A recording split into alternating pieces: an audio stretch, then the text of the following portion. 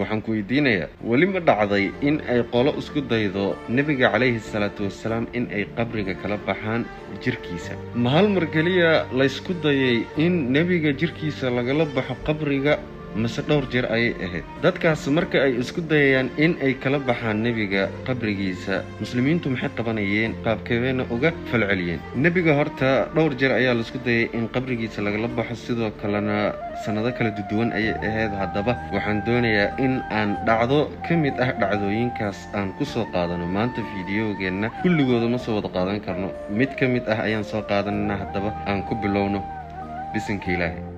qisada maanta aan soo qaadan doonno waxay dhacday sanadkii 557 marka uu muslimiintu haystay ninkii la dhihi jiray sultaan alcaadil nuuruddiin zanki. habeenada ka mid ah amiirka mu'miniinta nuuruddiin zanki oo iska hurda ayaa wuxuu riyo ku arkayaa in uu nebiga calayhi salaatu wasalaam u tilmaamayo 2 qofood oo uu ku dhahayo labadaas qofood iga qabo, iga celi labadaas qofood. 2 qofood ayuu u tilmaamaya. labadaas qofoodna dadka caadiga uma eka, waa dad ajaanib ah ayay ula ekaadeen, wuuna arkay wejigooda. markaas ayaa amiirka intuu asagoo argagaxsan hurdada ka tooso ayuu soo weyse qaadanayaa, 2 rakac sunno ah ayuu tukanayaa, kadibna hurdadii ayuu ku ceshanayaa. markii labaad markii uu seexdayna wuxuu arkayaa isla riyadii iyo isla hadalkii oo uu nebiga ku dhahayay cabaar ka hor ayuu haddana mar labaad ugu soo celinaya. wuu kacayaa, haddana mar labaad ayuu soo weyse qaadanayaa, soo tukanayaa, kadibna wuu ku ceshanayaa hurdadii sidii iyo si lamid ah. haddana markii saddexaad ayaa isla intii ayuu arkayaa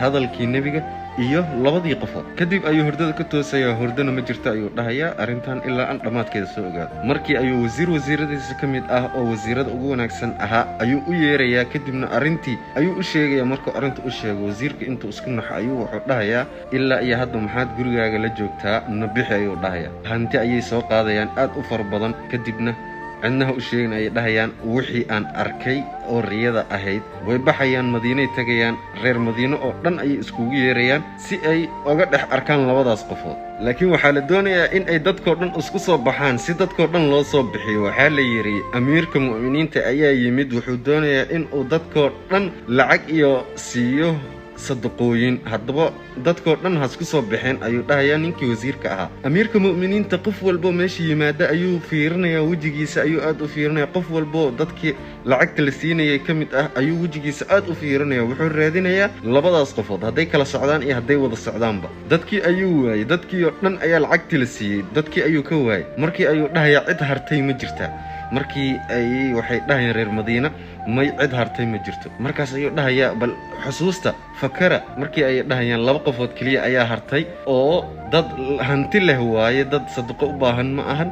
ayagaaba dadka magaalada wax ku sadaqaysta, dad wanaagsan masaajidka ku tukada, dad ka wanaagsan ma jira ayaa la dhahaya. markii 2 qofood ayaa hartay la yiraahdo ayuu farxayaa. markaas ayuu dhahayaa 2 qofood hala ii keeno. markii loo keenay ayuu wuxuu arkayaa 2dii qofood uu cabaar ka hor ama xalay riyada ku arkayay oo uu nebiga u tilmaamayay. kadib ayuu dhahayaa yaa tihiin idinka, halkeena ka imaateen? markaas ayay dhahayaan waxaan nahay dad u dhashay waddanka maqrib ama morocco, uu xaggaanan u imaanay inaan ku xajino, kadibna halkaanaan iska degnay. runtii ii sheega ayuu dhahayaa. markaas ayay ku adkaysanayaan hadalkoodii.